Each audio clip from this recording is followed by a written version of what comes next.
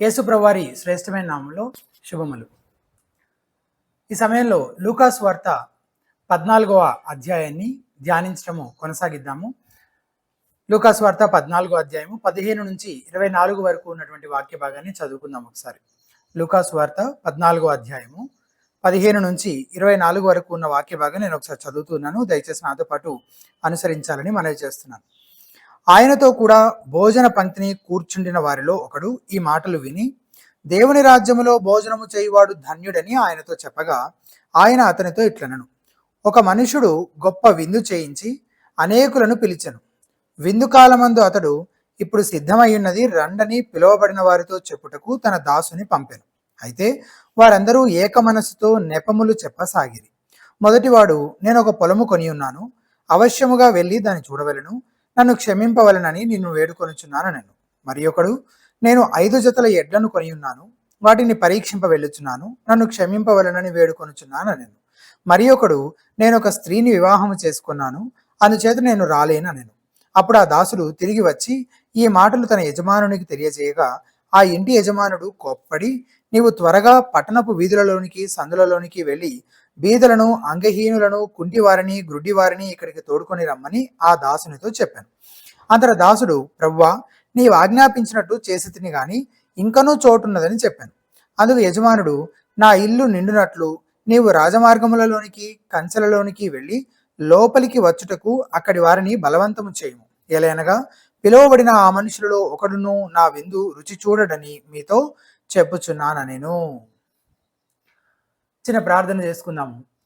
పరిశుద్ధ మహోన్నత దయగల తండ్రి, మేము ఇంతవరకు చదివినటువంటి ఈ మాటలు, ఆ లేఖనాల ద్వారా మీరు మాతో ఏ మాటలను అయితే ప్రభువా మరి చెప్పని ఉద్దేశించి ఉన్నారో వాటిని మేము గ్రహించినట్లు మీరే మీ పరిశుద్ధాత్మ సహాయమును మాకు అందించి కృప చూపించమని, మెట్టుకు మీ దాసు నేను నన్ను కూడా మీ సులువుచాటును మరుగుపరిచి మీ మహిమార్థమే మీరు వాడుకుంటూ రావాల్సిందిగా ప్రార్థిస్తూ యేసు నామమున స్తుతించి ప్రార్థించి వేడుకొంచున్నాము తండ్రి, ఆమేన్. మొన్న రీసెంట్గానే వార్తల్లో అంబానీ కొడుకు పెళ్లికి ఎవరో మన తెలుగు వాళ్ళకి ఇద్దరు ఎంట్రీ పాస్ లేకుండా లోపలికి వెళ్ళే ప్రయత్నం చేస్తే అరెస్ట్ చేసి కాస్త మందలించి విడిచిపెట్టినట్లు వార్తల్లో నేను చూశానన్నమాట. అటువంటి ఫంక్షన్స్కి అందరికీ ప్రవేశం ఉండదు కదా, ఎంట్రీ పాస్ ఉంటేనే లోపలికి అలౌ చేస్తారు. ఆ ఆధిక్యత కొందరికి మాత్రమే ఉంటుంది. కానీ అంబానీ కంటే, కొన్ని కోట్ల అంబానీల కంటే గొప్పవాడైన యేసు క్రీస్తుతో కలిసి భోజనం చేయాలంటే ఏం చేయాలో ఈరోజు ఆ సంగతులు ఈ వాక్య భాగాల నుంచి నేను మీతో పంచుకోబోతున్నాను. అదే ఈరోజు నేటి మన ప్రసంగాంశం, యేసుతో కలిసి భోజనం చేయడానికి ఆహ్వానము. నేను యేసుక్రీస్తుతో కలిసి భోజనం చేయడం అన్నప్పుడు మీలో కొందరికి చాలా సంతోషంగా అనిపించుండొచ్చు, కానీ ఆ ఆధిక్యతను బట్టి అందరూ హర్షించరు, అందరూ ఆ ఆహ్వానాన్ని అంగీకరించారని ఈరోజు మనం తెలుసుకోబోతున్నాం. ఎందుకో ఏంటో మనం ఆలోచించేద్దాం. కానీ యేసుతో కలిసి భోజనం చేయడం అని నేను అంటున్నప్పుడు మీలో కొందరికి బైబిల్లోని కొన్ని మాటలు జ్ఞాపకం వస్తూ ఉండొచ్చు. ఉదాహరణకి ప్రకటన గ్రంథం 19వ అధ్యాయం 9వ వచనం నేను చదువుతున్నాను, వినండి ఆ వచనాన్ని. మరియు అతడు నాతో ఇలాగూ చెప్పాను, గొర్రెపిల్ల పెండ్లి విందుకు పిలువబడిన వారు ధన్యులని వ్రాయుము. మరియు ఈ మాటలు దేవుని యథార్థమైన మాటలను నాతో చెప్పాను. గొర్రెపిల్ల పెండ్లి విందుకు పిలువబడిన వారు ధన్యులు అనే మాట మనం అక్కడ చదువుతున్నాం. అలాగే ఇదే లూకాసు వార్త 14వ అధ్యాయం మనం ఇప్పుడు ధ్యానిస్తున్నాం కదా, దీనికంటే ఒక అధ్యాయం ముందు 13వ అధ్యాయంలో కూడా దీని గురించిన ప్రస్తావన మనం చూసాం. లూకాసు వార్త 13వ అధ్యాయము 28, 29 వచనాలు ఇలా ఉంటుంది. అబ్రహాము, ఇస్సాకు, యాకోబులను సకల ప్రవక్తలను దేవుని రాజ్యంలో ఉండుటయు మీరు వెలుపలికి త్రోయబడుటయు మీరు చూసినప్పుడు మీరు ఏడ్చుచు పండ్లు కొరుకుదురు. మరియు జనులు తూర్పు నుండి, పడమటి నుండి, ఉత్తరము నుండి, దక్షిణం నుండి వచ్చి దేవుని రాజ్యమందు కూర్చుందురు. దేవుని రాజ్యమందు కూర్చుందురు. ఆ వాక్య భాగాన్ని మనం ఆల్రెడీ ధ్యానించాం ఇదివరకే. ఆ రోజున యేసు ప్రభు వారితో పాటు కూర్చోవడానికి ఒక సీటు పైన మీ పేరు కూడా రాసుండాలంటే ఏం చెయ్యాలో ఈరోజు మనం ఆలోచన చేయబోతున్నాం. అసలు ఎలాంటి వారు దేవుని రాజ్యంలో ఉంటారు, ఎలాంటి వారు దేవుని రాజ్యంలో ఆయనతో పాటు కూర్చుంటారు, దేవుని రాజ్యంలోకి ప్రవేశిస్తారు అసలు అని యూదులను ఒకవేళ అడిగితే వాళ్ళు ఏం చెప్తారు? బహుశా వాళ్ళు ఇలా చెప్తారేమో, అసలు అది కూడా ఒక ప్రశ్నేనా? మాలాంటి వారే పరలోక రాజ్యంలో ఉంటారు. ధర్మశాస్త్రాన్ని ఖచ్చితంగా పాటించే యూదులు, పెద్దల పారంపర్యాచారాలను తూచా తప్పకుండా నిష్ఠగా ఆచరించేవారు, శుద్ధీకరణ ఆచారాలు సక్రమంగా పాటిస్తూ తమను తాము పవిత్రంగా ఉంచుకునేవారు పరలోక రాజ్యంలో ఉంటారు అని చెప్తారేమో బహుశా. మరి ఎలాంటి వారు పరలోక రాజ్యంలో ఉండరు అని అదే యూదులను అడిగితే ఏం చెప్తుండొచ్చు అంటే, అది కూడా అడగాల. ఆ అన్యజాతికి చెందిన కుక్కలైతే అసలు దేవుని రాజ్యంలో ఉండరు, అంటే అన్యులు ఉండరు, దుర్నీతి పరులు దేవుని రాజ్యంలో ఉండరు. యూదులమని చెప్పుకుంటూ యూదులమని చెప్పుకుంటూ రోమా ప్రభుత్వం కోసం పనిచేస్తూ మా దగ్గరే సుంకం వసూలు చేసే అత్యాశాపరులు, లోభులు, యథార్థత లేని ఆ సుంకరులు మాత్రం ఎట్టి పరిస్థితుల్లో పరలోక రాజ్యంలో ఉండరు. ఇంకా అలాంటి వాళ్ళు ఎవరు కూడా పరలోక రాజ్యంలో ఉండరు అని చెప్తారేమో బహుశా. యేసు ప్రభువారు ఒక ఉపమానం చెప్పడం ద్వారా వారి స్వనీతి అనే దుప్పటిని ఒక్క ఉదుటున లాగి తీసి అవతల పారేసినట్టుగా మనకు అనిపిస్తుంది. అయితే ఆ ఉపమానాన్ని మనం బాగా అర్థం చేసుకోవడం కోసం ఇప్పుడు యేసు ప్రభువారు ఈ అంశానికి సంబంధించి ఒక ఉపమానం చెప్తున్నారు. దాన్ని బాగా అర్థం చేసుకోవడం కోసం దాని నేపథ్యం ఏంటో మనం ఒక్కసారి జ్ఞాపకం చేసుకుందాం. మరలా పరిసయ్యుల అధికారి ఇంట్లో ఒక విందు జరుగుతోంది. యేసు ప్రభువారిని కూడా ఆహ్వానించారు, యేసు ప్రభువారు కూడా వచ్చారు. అయితే అక్కడ ఒక జలోదర రోగముతో బాధపడుతున్నటువంటి వ్యక్తి ఉన్నాడు. అండ్ అక్కడున్న పరిసయ్యులంతా యేసు ఏం చేస్తాడా అని కనిపెట్టుకుని ఉన్నారు. ఆయన ఎలా పట్టుకోవాలా, రెడ్ హ్యాండెడ్గా ఎట్లా పట్టుకోవాలి అని కనిపెట్టుకొని ఉన్నట్లుగా మనం చూసాం. అయితే యేసుక్రీస్తు అక్కడున్న పరిసయ్యులకు కొన్ని ప్రశ్నలు వేస్తూ ఆ జలోదర రోగం గల వారిని స్వస్థపరిచి పంపించేసినట్లుగా మనం చూసాం.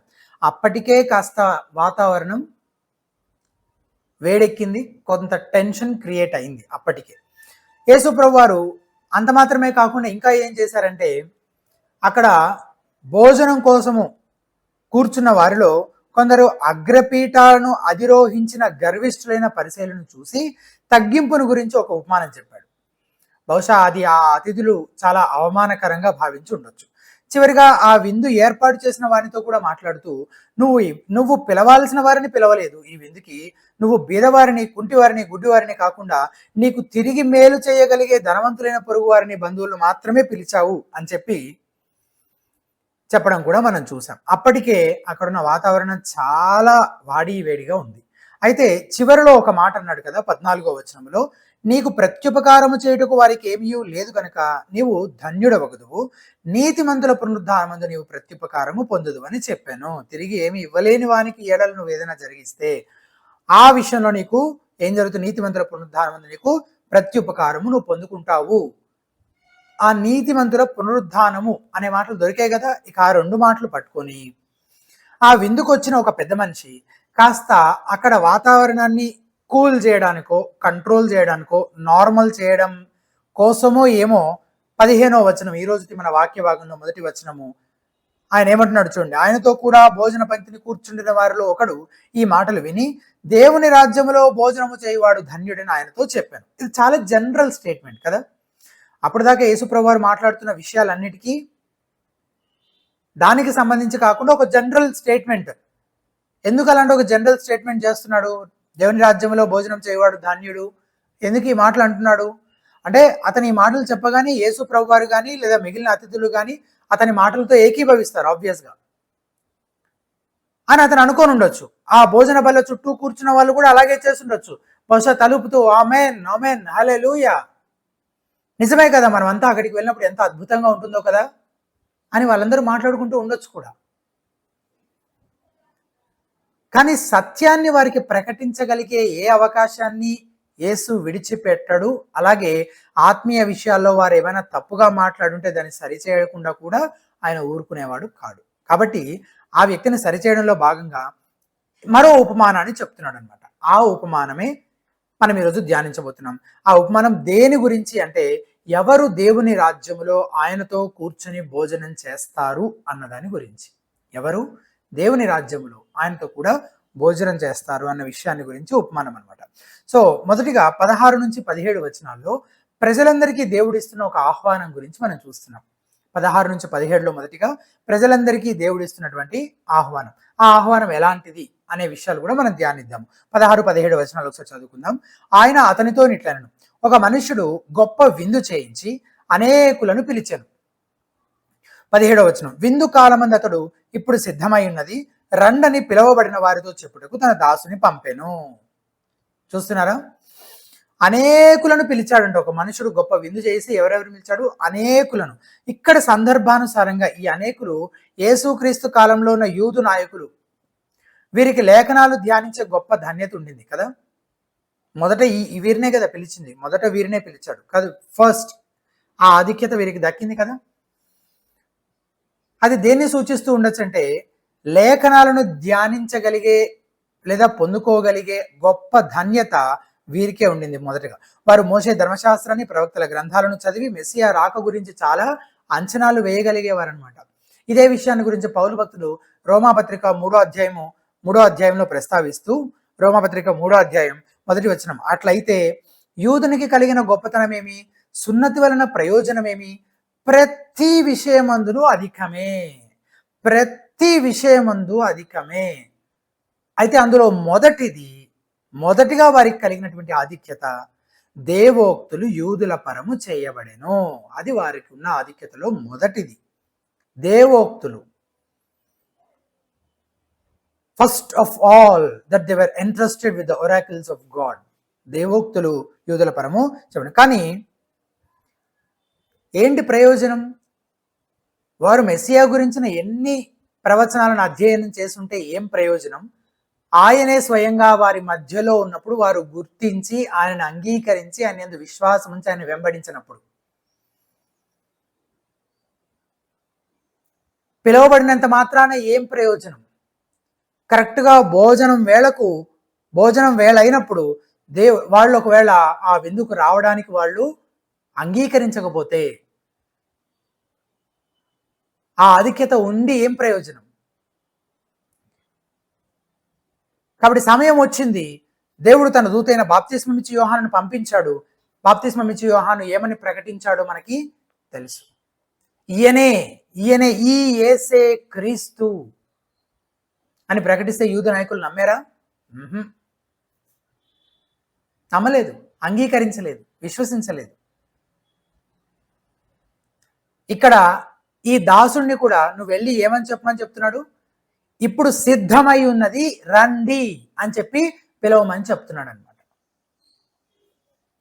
వాడుక భాషలోను ఇంగ్లీష్లోను ఉన్న ఒక పదం ఇక్కడ మిస్ అయిందనమాట.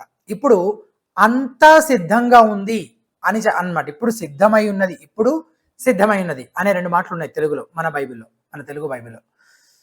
కానీ వాడుక భాషలో ఇప్పుడు అంతా సిద్ధంగా ఉంది, ఎవ్రీథింగ్ ఈజ్ రెడీ నౌ, అంతా సిద్ధంగా ఉంది అని ప్రకటించాడు. కానీ యూదు నాయకులు ఏవో సాకులు చెప్పి రాలేదు. ఈ ఉపమానంలో పిలువబడిన వారు రాలేదు, యూదు నాయకులు కూడా యేసుక్రీస్తునందు విశ్వాసము ఉంచలేదు. కాబట్టి ప్రభువు ఆ ఆహ్వానాన్ని ఇశ్రాయేలులో వెలివేయబడిన వారికి, పామరులకు కూడా ఎక్స్టెండ్ చేసినట్టుగా మనం చూస్తున్నాం. ఒకనొక సందర్భంలో ఒక పుట్టు గుడ్డివానితోటి ఈ యూదు నాయకులు ఏమంటారో చూడండి ఒకసారి. యోహాను 9:34 ఈ మాటలు చదువుతున్నాం. యోహాను సువార్త 9:34 వచనం. అందుకు వారు, నీవు కేవలము పాపివై పుట్టిన వాడవు, నీవు మాకు బోధింపవచ్చదివా అని వాడితో చెప్పి వాని వెలివేసేది. నువ్వు ఎట్లా పుట్టావు? కేవలం పాపివి, అంటే నువ్వు మాకు బోధించేంత లేదు. మేమెవరం? మేము ఎన్నో ఆధిక్యతలు కలిగిన వాగ్దానానికి మేమందరము వారసులము, మేము పలానా వారి సంతానం, మేము పరలోక వారసులం, మేము డైరెక్ట్గా పరలోకానికే వెళ్ళిపోయేవాళ్ళం. మీరు అన్యులు, మీరు ఎట్టి పరిస్థితుల్లోనూ దేవుని ఆశీర్వాదాలు ఏ రకంగానూ పొందుకునే అవకాశమే లేదు, కేవలము పాపులు మీరు అన్నట్టుగా ఎందరో వ్యభిచారులు, సుంకరులు, ఇతర ఘోరమైన పాపులు దేవుని ఆహ్వానానికి సరిగ్గా స్పందించి యేసును వెంబడిస్తున్నారు. కానీ ఈ గర్విష్ఠుడైన పరిసయ్యుల అధికారి మాత్రం అటువంటి వాళ్ళని ఎవరైనా పిలిచాడా? అసలు పిలిచే ఆలోచన కూడా అతనికి వచ్చి ఉండకపోవచ్చు ఆ విందుకి. కానీ యేసు ఏమంటున్నాడంటే దేవుని ఆహ్వానం ఆ పరిసయ్యులు తృణీకరించిన వారందరికీ కూడా ఇవ్వబడింది. ఈ సువార్త ఆహ్వానం అందరికీ వర్తిస్తుంది. 22వ వచనంలో అంతటా దాసుడు, ప్రభువా నీవు ఆజ్ఞాపించినట్టు చేసి తిని కానీ ఇంకనూ చోటు ఉన్నదని చెప్పాను. ఇంకా చోటు ఉందని అప్పుడు అంటే ఆహ్వానం ఆల్రెడీ దాసుని పంపిస్తాడు, కొంతమంది నిరాకరిస్తారు. తర్వాత నువ్వు వెళ్ళి ఇంకా ఆయా ప్రాంతాల్లో ఆయా చోట్ల ఉన్న వాళ్ళని కూడా ఇన్వైట్ చెయ్యి అని అంటాడు. వాళ్ళు కూడా వస్తారు. అంటే వాళ్ళు ఒకవేళ యూదుల్ని సూచిస్తుంది అని అనుకుంటే యూదులు కూడా వస్తారు, కానీ ఇంకా చోటు ఉందంట, ఇంకా చోటు ఉంది. సో ఫస్ట్ కేటగిరీ పీపుల్ ఉన్నారు, వాళ్ళు ఎవరు రాలేదు, వాళ్ళు నిరాకరించారు. వాళ్ళు యూదు నాయకులను సూచిస్తున్నటువంటి వారు. సెకండ్ కేటగిరీ ఉన్నారు, వీళ్ళు యూదులను సూచిస్తున్నారు. వీళ్ళలో వచ్చేవాళ్ళు వచ్చేసారు, కానీ ఇంకా చోటు ఉంది. ఇంకా చోటు ఉంటే ఏమంటున్నాడు 23వ వచనం, అందుకు యజమానుడు, నా ఇల్లు నిండునట్లు నీవు రాజమార్గములలోనికి కంచెలలోనికి వెళ్ళి లోపలికి వచ్చుటకు అక్కడి వారిని బలవంతము చేయుము. ఆ గొప్ప విందులో ఆ గొర్రెపిల్ల పెండ్లి విందులో ప్రతి జనములో నుండి, ప్రతి వంశముల నుండి, ప్రజల నుండి, ఆయా భాషలు మాట్లాడు వారిలో నుండి వచ్చి ఎవడునూ లెక్కింపజాలని ఒక గొప్ప సమూహము, ప్రకటన 7వ అధ్యాయం 9వ వచనం ప్రకారం, ఆయనతో కూడా పరలోక రాజ్యములో ఆయన భోజనము బల్ల చుట్టూ కూర్చుంటారు. యూదులు మాత్రమే కాదు, దేవుని ఆహ్వానం ప్రజలందరికీ ఇవ్వబడింది. అందరికీ అంటే అన్ని జాతుల వారికి, అన్ని వంశముల వారికి. కొన్నిసార్లు కొందరిని చూస్తే, అంటే వాళ్ళ భక్తిహీనమైన వాళ్ళ పాపిష్టి జీవితాలను మనం చూస్తే, దగ్గర నుంచి చూస్తే, అస్సలు ఈ వ్యక్తి సువార్త అంగీకరించి దేవుని నమ్ముకొని రక్షించబడే అవకాశమే లేదని అనిపిస్తుంటది. సో సువార్త చెప్పడం కూడా వేస్ట్. అసలు వాడికి గాస్పెల్ చెప్పడం అనేది పెద్ద టైం వేస్ట్. వాడు ఎంత దుర్మార్గుడు అంటే వాడు అసలు దేవుడు నమ్ముకునే అవకాశమే లేదు అని అనిపిస్తుంటారు. అలాగే చిన్నప్పటి నుంచి చర్చకు వెళ్తూ క్రిస్టియన్ పేరు పెట్టుకున్న వ్యక్తిని చూసి, అతని భక్తి వేషాలు చూసి, అతనికి కూడా సువార్త చెప్పడం పెద్దగా అవసరం లేదేమో అని అనిపిస్తూ ఉంటుంది మనకి. కానీ ఎవ్వరు ఎటువంటి నేపథ్యం నుంచి వచ్చినా ప్రతి పాపికి సువార్త అవసరము. ప్రతి పాపి ప్రభు అయిన యేసు క్రీస్తునందు విశ్వాసం ఉంచడం ద్వారా మాత్రమే రూపాంతరం చెందగలడు. దేవునితో తిరిగి సమాధానపరచబడడానికి వేరే అవకాశమే లేదు. సువార్త ఆహ్వానం అందరికీ అందించాలి, అందరికీ ఇవ్వబడాలి, అది మాత్రమే ఏకైక మార్గం అన్నప్పుడు ఫలానా వాళ్ళకి చెప్పడం వేస్ట్ ఏమో, ఫలానా వాళ్ళకి అవసరం లేదేమో అని మనము దాన్ని, ఆ ఇన్విటేషన్ని లిమిట్ చేయొద్దు, పరిమితం చేయొద్దు. ఇందుకు ఏంటి ఆహ్వానం? ఇప్పుడు అంతా సిద్ధంగా ఉంది, రండి. You just have to come, రావాలంతే ఆయన దగ్గరికి. అయితే దాసుడు ఏం చేస్తున్నాడు? లోపలికి వెళ్ళడానికి ఎంట్రీ టికెట్స్ పట్టుకొని నిల్చున్నాడా ఎంట్రన్స్ దగ్గర? ఈ దాసుడు అమ్ముతున్నారు, చాలా మంది పరలోకంలో భూములు అమ్మేస్తున్నారు. ఈ దాసుడు కూడా లోపల విందుశాలలోకి ఎంటర్ అవ్వాలంటే మా మనిషికి 10,000 రూపాయలు అని చెప్పి టికెట్లు పట్టుకొని టికెట్లు అమ్ముతున్నాడా? నో, కానే కాదు. లేకపోతే ఇదేమన్నా పాట్లక్ డిన్నరా? నువ్వు కూడా ఏదో ఒక రకం వండుకొని తీసుకొని వస్తే అందరు అట్లా తలా ఒక రకం తీసుకొని వచ్చి అక్కడ పెట్టుకొని అందరూ కలిసి వడ్డించుకొని తినేదా? కాదు. నువ్వు డబ్బులు చెల్లించాల్సిన అవసరం లేదు, నువ్వేమి వండుకొని తీసుకురావాల్సిన అవసరం లేదు. నువ్వు చేయాల్సిందల్లా ఆకలితో ఉన్నావు నువ్వు అన్న సంగతిని నువ్వు గుర్తించి, నీ అవసరతను నువ్వు గుర్తించి నిన్ను నువ్వు తీసుకొని రావటమే చాలు. That's all. నువ్వు ఇంకేం చేయక్కర్లేదు. నువ్వు నువ్వుగా వస్తే చాలు. అక్కడ వడ్డించబడేదంతా ఉచితమే, ఖర్చు సంగతి విందుకు పిలిచిన వాడు చూసుకుంటాడు. దేవుడిచ్చే సువార్త ఆహ్వానానికి సంబంధించి ఒక అద్భుతమైన అందమైన విషయం ఏంటంటే అది ఉచితము. కానీ ప్రజలు దీన్ని అంగీకరించడం కూడా చాలా కష్టం. ఎందుకో తెలుసా? వాళ్ళకంటూ గుర్తింపు, పేరు వచ్చే అవకాశం లేదు కదా. పైగా ఊరికే తినెళ్ళారు అంటే ఎంత విలువ తక్కువ, వారి అహం ఎంతలా నొచ్చుకుంటుందో. కానీ అదే పాట్లోకి అయితే నేను కూడా ఏదో ఒకటి వండుకొని తీసుకొని వస్తాను కాబట్టి ఊరికే తినెళ్ళారనే పేరు ఉండదు. నేను తీసుకొచ్చిన దాని గురించి నలుగురు మాట్లాడుకుంటారు, నన్ను ప్రశంసిస్తారు, నా ప్రజల మెప్పు, అభినందనలు పొందుకోవచ్చు. కానీ దేవుడు రక్షణ విషయానికి వస్తే దాన్ని ఉచితంగానే అనుగ్రహిస్తున్నాడు. దానికి అవసరమైనదంతా ఆయన చెల్లించేశాడు ఆల్రెడీ.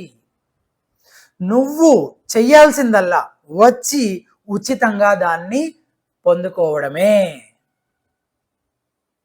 నువ్వు ఇంకా చెయ్యాల్సింది, చెయ్యగలిగింది కూడా ఏమీ లేదు ఆ విషయంలో.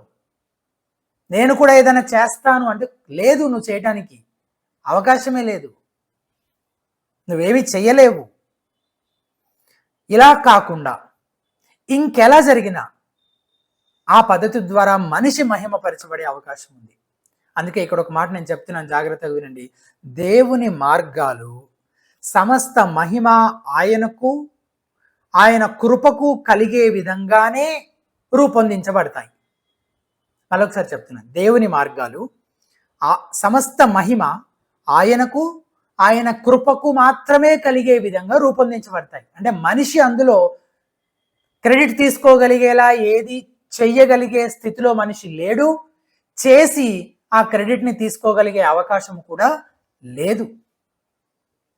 ఒకసారి ఒక పాస్టర్ గారు ఒక కాస్ట్లీ క్లాక్, ఒక మంచి విలువైన ఖరీదైన గోడ గడియారాన్ని తీసుకొచ్చారంట. ప్రసంగం చేయడానికి ముందు ఆ గోడ గడియారాన్ని తన పుల్పిట్ దగ్గర తన చేత్తో పట్టుకొని నిలబడి, దీన్ని నేను ఎంతో ఎక్కువ డబ్బులు పెట్టి కొన్నాను, కానీ నేను దీన్ని మీలో ఒకరికి బహుమానంగా ఉచితంగా ఇవ్వాలని అనుకుంటా ఉన్నాను అని అన్నారట. ఎవరు కావాలనుకుంటే వారు ముందుకు వచ్చి తీసుకోవచ్చు. అది పెద్ద చర్చ్ హాల్, చాలా మంది కూర్చొని ఉన్నారు.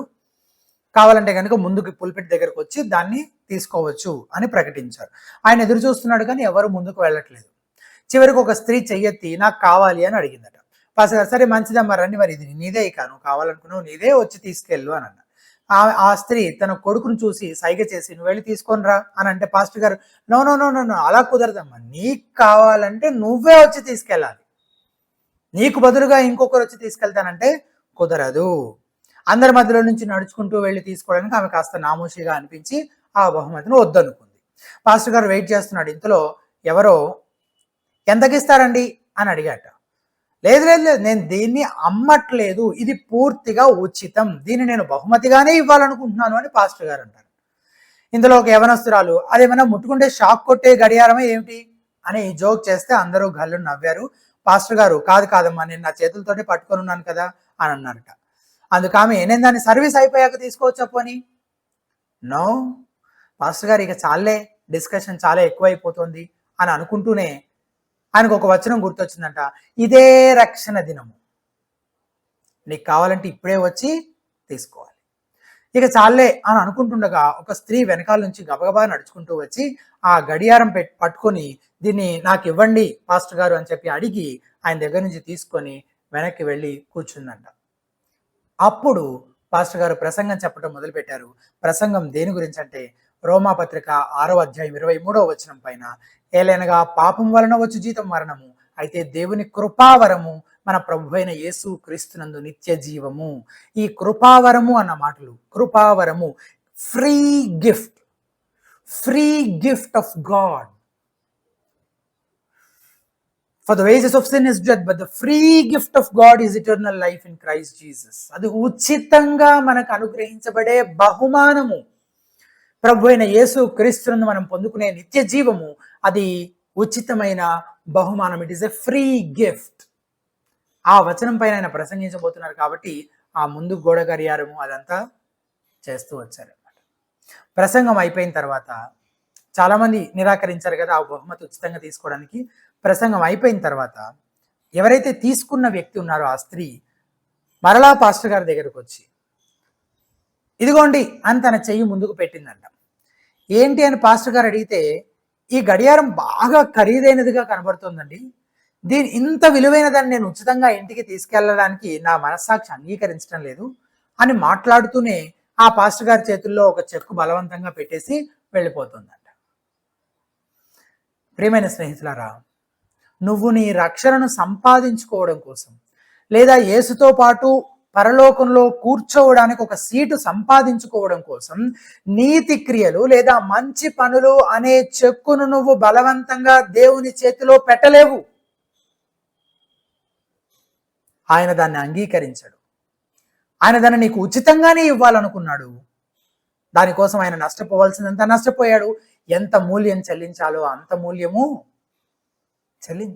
చెల్లించబడింది. మనిషి యొక్క స్వభావం, ఇక్కడ సమస్య ఏంటి? మనిషి యొక్క స్వభావం ఎంతలా పాప పంకిలమైపోయిందంటే అది ఎంతసేపు తన మంచి క్రియలను బట్టి అతిశయించడానికి ఇష్టపడుతుంది. కాబట్టి అటువంటి వారికి యేసు క్రీస్తు గురించిన శుభవార్త చెప్పడానికి, ఆయన యందు లభించే ఉచితమైన రక్షణకు సంబంధించిన ఆహ్వానాన్ని అందించడానికి మనం ఎంతో శ్రమపడాలి, ప్రయాసపడాలి. అంత తేలిగ్గా అంగీకరించరు. మనిషి యొక్క గర్వం, అహం ఒప్పుకోదు. నాకు కూడా ఏదో ఉండాలి అంటే నేను కూడా ఏదో చెయ్యాలి, అది పూర్తిగా ఉచితము, ఆహా నేను ఒప్పుకోను. మనిషి యొక్క గర్వంతో నిండిన హృదయం అంగీకరించదు. ఇప్పుడు అంతా సిద్ధంగా ఉంది, రండి. ఎంత సిద్ధంగా ఉంది? అంతా సిద్ధంగా ఉంది. నువ్వు ఎంత తింటావో అంత, ఏవి తిని నువ్వు సంపూర్ణంగా తృప్తి పడగలవో అంత ఆయన వాటన్నింటిని ముందుగానే సిద్ధం చేయించాడు. ఆ గుమ్మంలోకి ప్రవేశించగానే భోజన బల్లం నిండా ఎంతో రుచికరమైన ఆహార పదార్థాలు సిద్ధంగా ఉన్నట్లు నీకు కనిపిస్తుంది. అది ఎంత అద్భుతంగా ఉండబోతోందో నీ ఊహకు కూడా అందదు. అదంతా ఆ మనుషుడు ఉచితంగానే పెట్టాలని అనుకున్నాడు, వచ్చిన వారందరికీ పెట్టాలని అనుకున్నాడు. దేవుడు పాపములకు ఉచితంగా అనుగ్రహిస్తున్న రక్షణ, అది కూడా ఎంత సమృద్ధి అయినదో కదా ఈ విందులాగా. ఎంత సమృద్ధి అయినదో ఆ రక్షణ. నువ్వు క్రీస్తు దగ్గరికి వస్తే ఆయన నీకు నీ పాపాలను కడిగి వేయడం కోసం జీవజలపు ఊటను అనుగ్రహిస్తాడు. ఆయన నీకు పరిశుద్ధాత్మను అనుగ్రహిస్తాడు. ఆ ఆత్మని ప్రతి చింతను దూరపరిచి నీకు నిత్య శాంతిని అనుగ్రహిస్తాడు. కృంగిన నీకు సంతోషాన్ని అనుగ్రహిస్తాడు.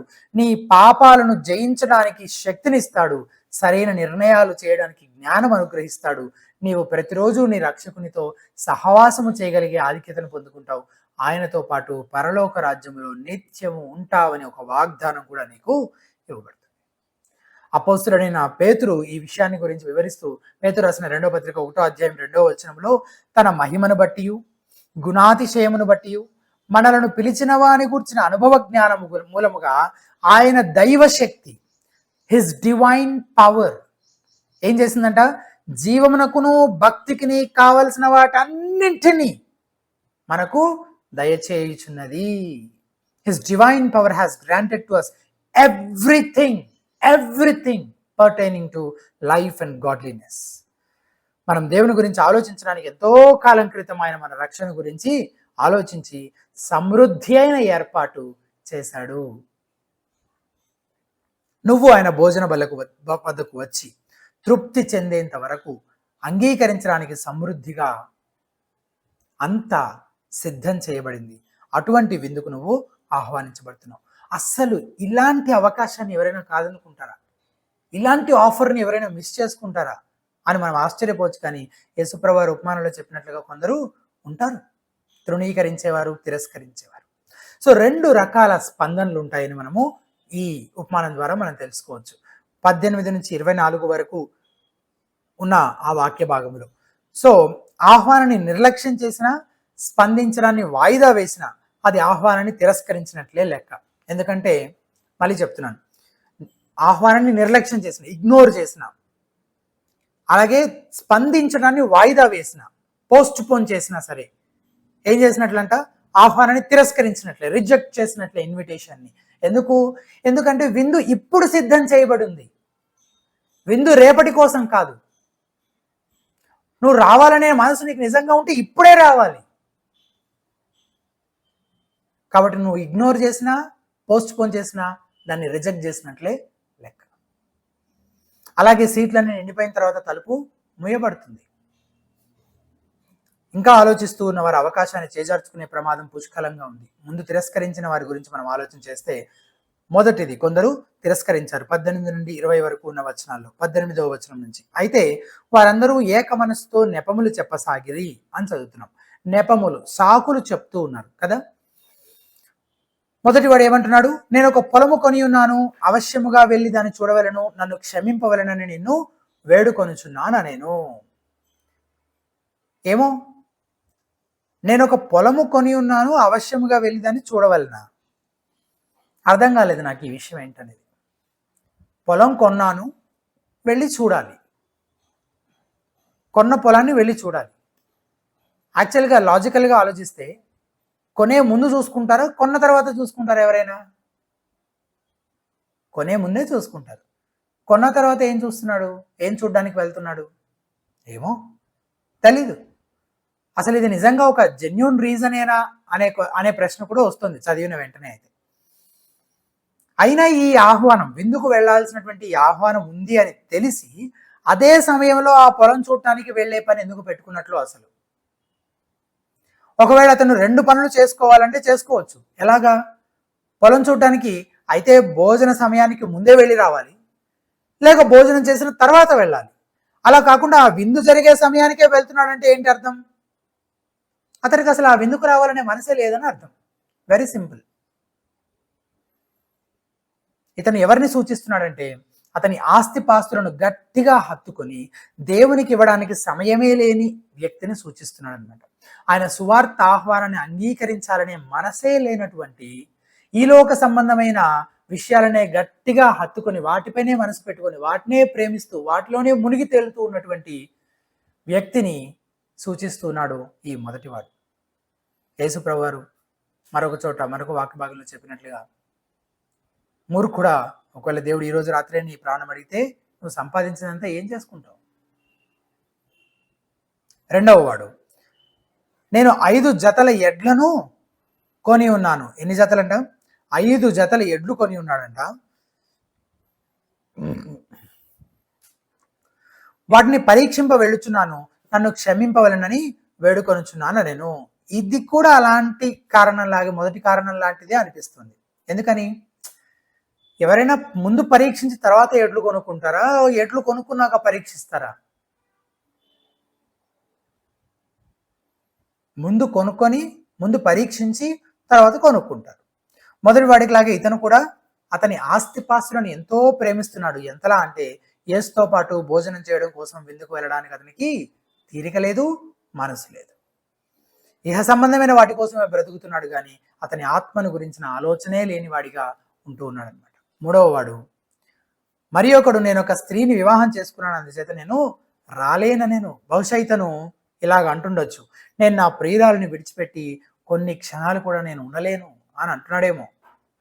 లేదా అతని భార్య అతన్ని ఒంటరిగా ఎక్కడికి వెళ్ళనివ్వదేమో. ఏమో, అంటే అక్కడ కారణం తెలియదు కదా. పెళ్లి చేసుకున్నాను, రాలేను అని మాత్రమే చెప్తున్నాడు. ఎగ్జాక్ట్గా రీజన్ అంటే తెలియదు కాబట్టి ఆ గ్యాప్ని కొంత నేను ఫిల్ చేయడానికి ప్రయత్నం చేస్తున్నాను అంతే. ఏదేమైనా ఆ వ్యక్తి తన భార్యను ఒక విగ్రహంగా చేసుకుంటున్నాడు. దేవుని దగ్గరికి వెళ్ళడం కంటే తన భార్యతో ఉండిపోవటానికే ఎక్కువ ప్రాధాన్యతనిస్తున్నాడు అని మనకు అర్థమవుతుంది కదా.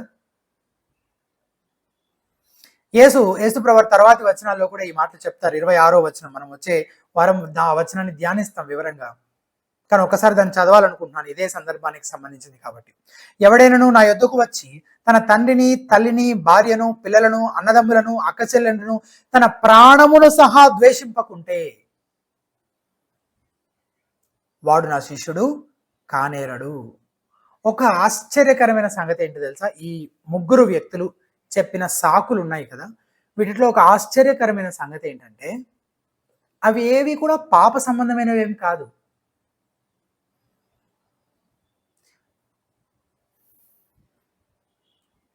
పొలాలు, పశువులు కొనుక్కోవడంలో తప్పేం లేదు. బైబిల్ వ్యాపారం చేయడాన్ని, కష్టపడి పని చేయడాన్ని అభినందిస్తోంది. పెళ్లి చేసుకోవడం, భార్యతో సమయం గడపడంలో కూడా తప్పేం లేదు. బైబిల్ మన కుటుంబాలను ప్రేమించమని మనకు ఆజ్ఞాపిస్తోంది. కానీ విషయం ఏంటంటే దేవునితో మనం సరైన సంబంధంలోనికి వెళ్ళడానికి, ఆయనతో సహవాసం చేయడానికి, ఆయన దగ్గరకు వెళ్ళడానికి ఆటంకపరిచేది ఏదైనా అది సరైనది కాదు. దీన్ని బట్టి మనం అర్థం చేసుకోవాల్సింది ఒక ప్రాముఖ్యమైన విషయం. ప్రజలను దేవుని రాజ్యంలో ప్రవేశించకుండా చేసేది కేవలం భయంకరమైన పాపాలు మాత్రమే కాదు, కానీ చెయ్యాల్సిన పనులు చెయ్యాల్సినప్పుడు చెయ్యకుండా ఏవో ఇతర మంచి పనులు చేసుకుంటూ ఉండటం ద్వారా కూడా ఒక వ్యక్తి పరలోకంలో ప్రవేశించలేడు. ఇప్పుడు వీళ్ళకి విందుకు ఆహ్వానం ఇవ్వబడింది. చేయాల్సిన పని ఏంటి? ఆబ్వియస్గా విందుకు వెళ్ళాలి. ఎప్పుడు వెళ్ళాలి? ఇప్పుడే వెళ్ళాలి. కానీ వెళ్తున్నారా? లేదు. వెళ్లకుండా ఏం చేస్తున్నారు? వేరే ఏవో పనులు చేసుకుంటూ ఉన్నారు. అవేమన్నా పాప సంబంధమైనవా? కావు. కానీ చెయ్యాల్సిన పని చెయ్యాల్సినప్పుడు చేయట్లేదు. ఇప్పుడు సువార్త ఆహ్వానం అందించబడింది, ఇప్పుడే నేను దానికి స్పందించాలి. ఇప్పుడే నేను యేసు ప్రభువు నా రక్షకుడిగా నేను అంగీకరించాలి. ఇదే రక్షణ దినము. రేపటి పరిస్థితి మనకు తెలియదు. కానీ ఆ పని చేయకపోతే కనుక ఒకవేళ తర్వాత ఇంకా వాళ్ళకి అవకాశమే ఉండకపోవచ్చు. ఇలాంటి వారు మన మధ్య కూడా ఉండి ఉండొచ్చు. నువ్వు నీ ఆత్మను నిర్లక్ష్య పెట్టి, నీ భవిష్యత్తు గురించి, నీ ఆస్తిపాస్తుల గురించి, నీ కుటుంబం గురించి ఎక్కువ చింతిస్తున్నావేమో పరిశీలించుకోవాలి. బహుశా నువ్వు ఒంటరి వ్యక్తివై ఉండొచ్చు. నీ సంతోషం పరిపూర్ణమగునట్లు ఒక అవిశ్వాసిని పెళ్లి చేసుకోవాలని ఆలోచిస్తూ ఉండొచ్చు. అటువంటి నిర్ణయం నిన్నేం చేస్తుంది? దేవునికి దూరం చేసే ప్రమాదం ఉంది అని బైబిల్ చెప్తోంది. అప్పుడు నువ్వు కూడా తర్వాత పెళ్లి, ఒకవేళ అలా కాదని నువ్వు ముందుకెళ్ళి పెళ్లి చేసుకుంటే అప్పుడు నువ్వు కూడా యేసుప్రభు వారితో పాటు భోజనం చేయడంలో ఉండే ఆ నిత్యత్వపు సంతోషాన్ని తాత్కాలిక సంతోషం కోసం నువ్వు కూడా ఏం చేస్తున్నట్లు కాదనుకుంటున్నట్లు. అప్పుడు నువ్వు కూడా ఏమంటావు అంటే, ప్రభువా నేను భోజనానికి రాలేను ఎందుకంటే నేను పెళ్లి చేసుకున్నాను అని చెప్పాల్సి వస్తుంది అనమాట. దేవుని రక్షణ ఆహ్వానాన్ని, దేవుని రక్షణ సువార్త ఆహ్వానాన్ని అడ్డుకునేది ఏదైనా, లేక ఆ ఆహ్వానాన్ని తిరస్కరించేలా చేసేది ఏదైనా, అదొక పిచ్చి నిర్ణయం, మూర్ఖపు నిర్ణయం. అలా కొందరు తిరస్కరించారంటే అప్పుడు పిలిచిన వానికి ఏమవుతుంది? కోపం వస్తుంది. వచ్చింది. ఎందుకంటే అంత గొప్ప విందుకు ఆహ్వానిస్తే ఎంత గొప్ప ఆధిక్యత అది. ఆ ఆహ్వానాన్ని తిరస్కరించడం ద్వారా ఏం చేస్తున్నారు వాళ్ళు? తిరస్కరించిన వాళ్ళు పిలిచిన వారిని అవమానపరుస్తున్నారు. దేవుడు పాపులు తనతో తిరిగి పరచబడాలని తన కుమారుణ్ణి వారి కోసం అర్పిస్తే దాన్ని వాళ్ళు స్వీకరించకపోతే ఆయన కోపం రాదా? హెబ్రీ గ్రంథకర్త అడుగుతున్నట్లు, ఇంత గొప్ప రక్షణను మనం నిర్లక్ష్యం చేసిన ఎలాగూ తప్పించుకుందాము? తప్పించుకునే మార్గం ఇంకేదైనా ఉందా? లేదు. ఈ విందుకు పిలిచిన మనుషుడు ఏమంటున్నాడు? 24వ వచనం చూడండి. ఎలా అనగా, పిలువబడిన మనుషులలో ఒకడును నా విందు రుచి చూడనని మీతో చెప్పుచున్నాను నేను. ఫస్ట్ పిలిచారు కదా, పిలిచినప్పుడు రాలేదు కదా, ఇంకా అంతే. వాళ్ళు రాలేదు కాబట్టి వాళ్ళలో ఎవరు నా విందులో ఇంకా పాలుపొందులు పొందే అవకాశం ఇక లేదు అన్నట్లుగా మాట్లాడుతున్నాడు. మొదటి గుంపు వారు తిరస్కరించారు కాబట్టి విందుకు ఆహ్వానించే మనుషుడు ఆ దాసుని ఏం చేశాడు? మళ్ళీ పంపిస్తున్నాడు కదా. రెండవసారి కొందరు అంగీకరించారు. ఆ అంగీకరించిన వాళ్ళ గురించి మనం 20 నుంచి 24వ వచనంలో మనం చూస్తున్నాం. 21వ వచనం చూడండి ఒకసారి. అప్పుడు ఆ దాసుడు తిరిగి వచ్చి ఈ మాటలు తన యజమానునికి తెలియజేయగా ఆ ఇంటి యజమానుడు కోప్పడి, నీవు త్వరగా పట్టణపు వీధులలోనికి సందులలోనికి వెళ్ళి బీదలను, అంగహీనులను, కుంటి వారిని, గ్రుడ్డి వారిని ఇక్కడికి తోడుకొని రమ్మని ఆ దాసునితో చెప్పాను. అందరు దాసుడు, ప్రభువా నీవు ఆజ్ఞాపించినట్టు చేస్తే కానీ ఇంకనూ చోటు ఉన్నది. అందుకు యజమానుడు ఏమంటున్నాడు? నా ఇల్లు నిండునట్లు నీవు రాజమార్గములలోనికి కంచెలలోనికి నీ వెళ్ళి లోపలికి వచ్చుటకు అక్కడి వారిని బలవంతం చేయి.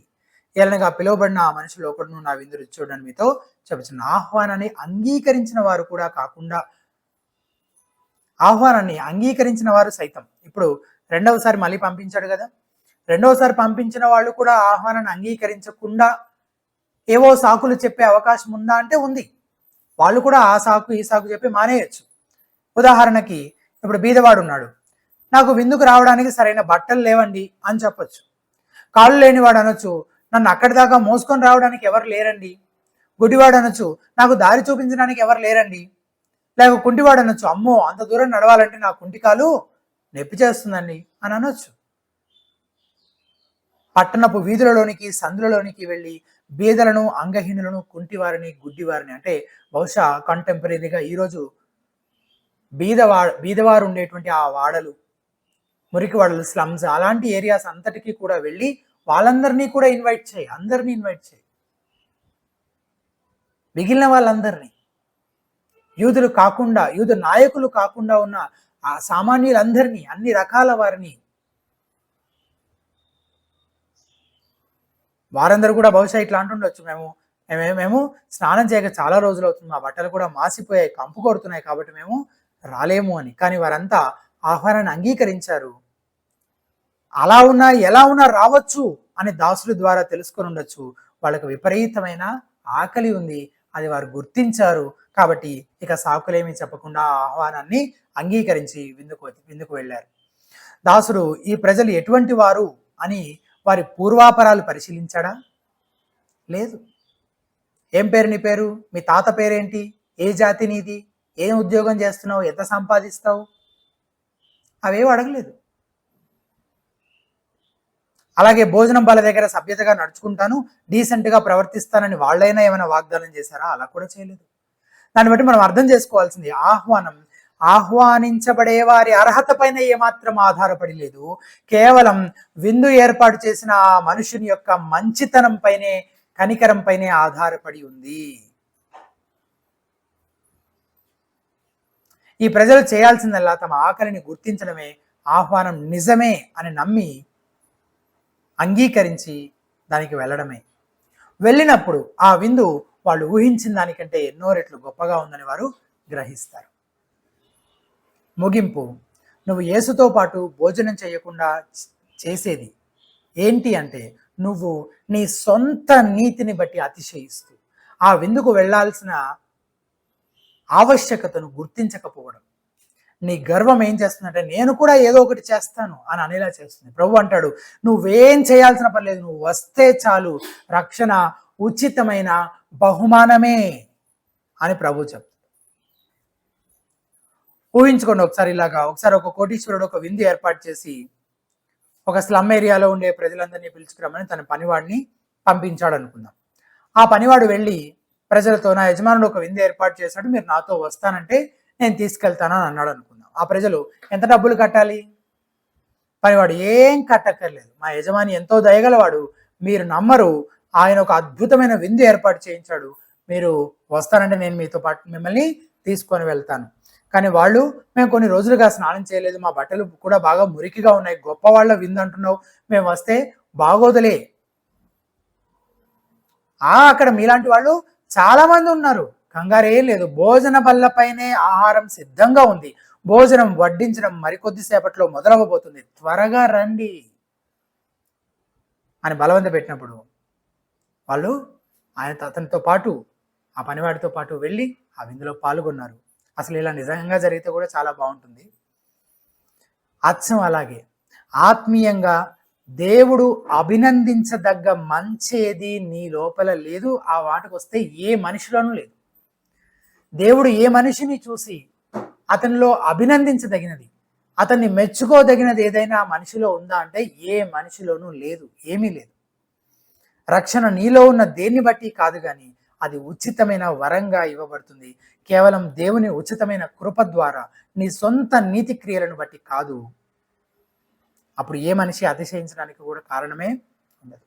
ఇక్కడ కూర్చున్న ప్రతి ఒక్కరితో యేసు చెప్తున్నాడు, నీ పాపాలు ఎంత ఘోరమైనవైనా సరే పర్వాలేదు, రండి, నువ్వు దేవుని తీర్పు నుంచి రక్షించబడడానికి అవసరమైనదంతా సిద్ధం చేయబడింది, వచ్చి నిత్యత్వంలో యేసుతో కూడా కూర్చోవడానికి, యేసుతో పాటు భోజనం చేయడానికి రమ్మని చెప్పి పిలుస్తున్నాడు. మరి నువ్వు, అవును ప్రభువా నేను కూడా వస్తానని అంగీకరిస్తున్నావా?